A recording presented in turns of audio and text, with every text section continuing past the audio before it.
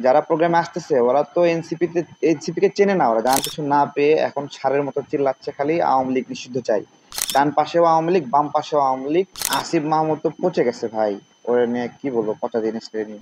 আমরা ওকে নামায় ফেলবো, আপনারা টেনশন করেন না। আসিফ মাহমুদের সরকারে না থাকার জন্য যে যে কোয়ালিটি দরকার, চোর হওয়া দরকার চোর হয়েছে, বাটপার হওয়া দরকার বাটপার হয়েছে, দুর্নীতি করছে, নিয়োগ জালিয়াতি করছে, সবই করছে।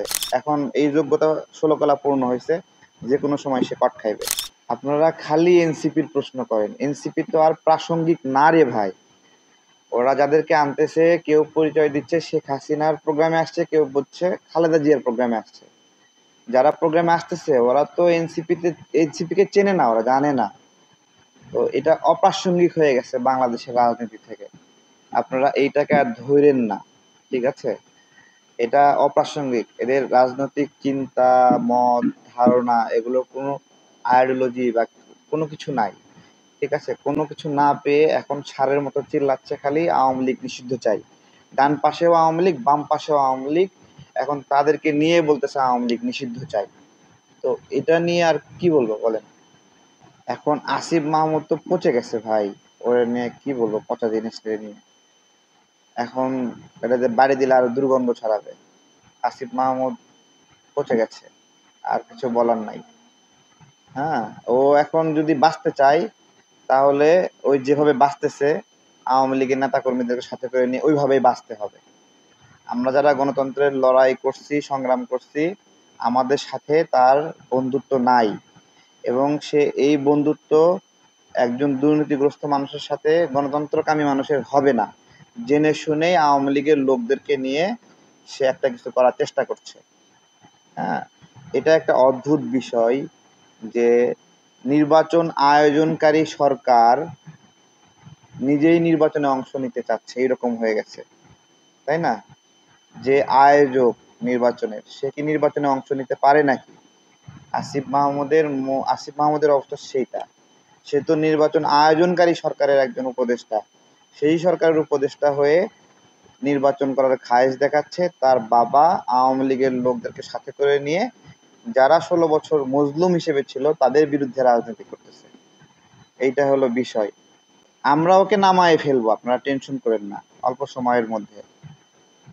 ও ওখান থেকে, সরকার থেকে বের হওয়ার জন্য যে যে যোগ্যতা দরকার সবগুলোই অর্জন করছে, ঠিক আছে? আসিফ মাহমুদের সরকারে না থাকার জন্য যে যে কোয়ালিটি দরকার, চোর হওয়া দরকার চোর হয়েছে, বাটপার হওয়া দরকার বাটপার হয়েছে, দুর্নীতি করছে, নিয়োগ জালিয়াতি করছে, সবই করছে। এখন এই যোগ্যতা 16 কলা পূর্ণ হয়েছে, যে কোনো সময় সে কট খাইবে, জনগণের আদালতে কট খাবে। আমি তাকে বলবো সে তাড়াতাড়ি সুইজারল্যান্ডে চলে যাক। ওইখানে তার ব্যাংক ব্যালেন্স করছে, ওইখানে ছাড়া আর কই যাবে বলেন? এখন বিষয় হলো যারা আওয়ামী লীগ, হ্যাঁ, আওয়ামী লীগ তো মরা ঘোড়া, আওয়ামী লীগ নিয়ে প্রশ্ন করা শুধুমাত্র রাজনীতির একটা অংশ। হ্যাঁ, এটা মানুষ মজা পায় শোনে এইরকম, কিন্তু এইটাতে আর কোনো রাজনীতি নাই। যাদের আসলে রাজনীতির বয়ান নাই, রাজনীতির প্রজ্ঞা নাই, তারা আওয়ামী লীগ করে জিকির করতেছে, এবং তারাও আওয়ামী লীগকে সাথে করে নিয়ে আওয়ামী লীগের বিরুদ্ধে জিকির করতেছে। ওদের রাজনৈতিক কোনো বয়ান নাই, ওরা যে কি বলবে মানুষকে, কি আশ্বাস দিবে, ওদের দেওয়ার কিছু নাই জনগণকে। ওরা সুযোগ পাইছিল, এই যে নাহিদ সুযোগ পাইছিল, জনগণকে কিছু দিতে পারে নাই। এখন ও রাজনৈতিক কোনো ন্যারেটিভ দাঁড় করাতে পারতেছে না যে আমি আপনাদেরকে এই দিব এই দিব এই দিব। একটা রাজনীতি হলো আশ্বাস, কমিটমেন্ট। এখন নাহিদ তো এখানে থেকে শুধুমাত্র লুটপাটেই ব্যস্ত ছিল, নিয়োগ বাণিজ্য, দুর্নীতি, লবিং, তদবির এগুলোতে ব্যস্ত ছিল। জনগণের জন্য যে কিছু করে যেতে হবে এইটা ও করে নাই।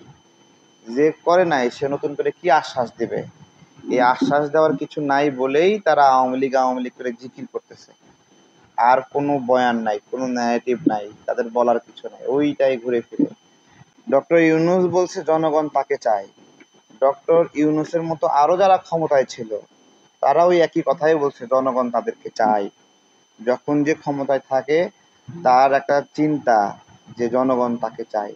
আশেপাশের দালাল চাটুকার সবাই মিলে একটা ন্যারেটিভ একটা দাঁড় করায় যে জনগণ তাদেরকে চাচ্ছে, ঠিক আছে?